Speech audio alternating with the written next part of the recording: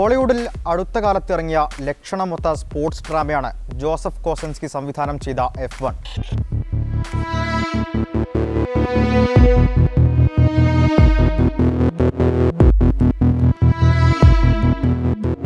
Rush, Ford versus Ferrari, days of thunder ശ്രേണിയിലേക്ക് ഉയർന്ന ചിത്രം $300 മില്യൺ ചെലവിലാണ് നിർമ്മിച്ചത്.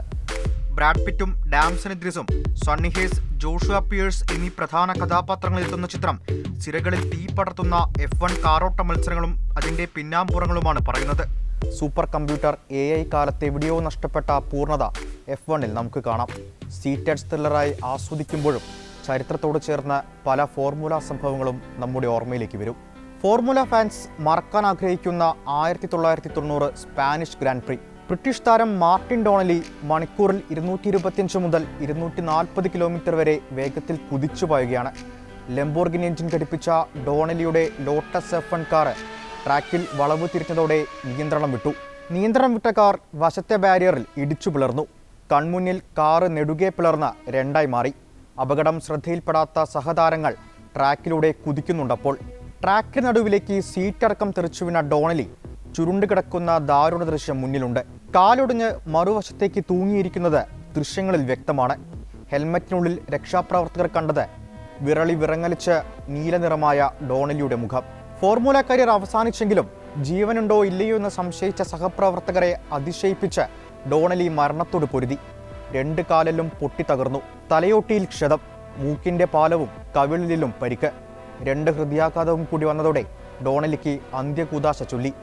മാംസം തുളച്ച് തുടയല് പുറത്തു വന്നതോടെ കാല് മുറിച്ചു മാറ്റാൻ ഡോക്ടർമാരും തയ്യാറെടുത്തു. പക്ഷേ F1-ലെ സണ്ണി ഹേസിനെ പോലെ ഡോണലി വിധിയെ തോൽപ്പിച്ചു. അന്ത്യകൂദാശ വെറുതെയായി. ഫോർമുല സ്പെഷ്യൽ ഡോക്ടറുടെ ഇടപെടലോടെ കാല് മുറിച്ചു മാറ്റുന്നതിൽ നിന്ന് ഡോക്ടർമാരും പിൻവലിഞ്ഞു. F1 ചിത്രത്തിൽ സണ്ണി ഹേസിന്റെ കരിയർ തുളച്ച അപകട ദൃശ്യം 1990-ലെ മാർട്ടിൻ ഡോണലിയുടെ ചിത്രമാണ്. സണ്ണി ഹേസിനെ നട്ടല് ഡോണലിയുടെ കരിയർ കൂടിയാണ്. 2020 ബഹ്റൈൻ ഗ്രാൻഡ് പ്രി. ആദ്യ ലാപ്പിൽ 19ാമനായി തുടങ്ങിയ റോമൻ ഗ്രാഷ്യർ 3ാമത്തെ വളവിൽ മറ്റൊരു കാറുമായി കൂട്ടിയിടിച്ചു. വലതുവശത്തെ കാറിലേക്ക് തെന്നിമാറിയ ഹാസ് VF20 കാർ കൺമുന്നിൽ വലിയ തീഗോളമായി. 192 കിലോമീറ്ററിൽ കുതിച്ച കാർ രണ്ടായി മുറിഞ്ഞു. സമയം പാഴാക്കാതെ കുതിച്ച രക്ഷാപ്രവർത്തകർക്ക് ആളിക്കത്തുന്ന തീ വലിയ വെല്ലുവിളിയായി. മരണത്തെ മുന്നിൽ കണ്ട് വെന്ത് കത്തുന്ന ഹാസ് VF20 എന്ന മരണപ്പേടകത്തിൽ 27 സെക്കൻഡ്. പ്രിയപ്പെട്ട കാർ ശവമഞ്ചമായി മാറിയ നിമിഷം. ഏറെ പണിപ്പെട്ട് അഗ്നിപേടകത്തിൽ നിന്ന് ഗ്രോഷ്വാനെ പുറത്തെത്തിക്കാൻ ഊർജിത ശ്രമം.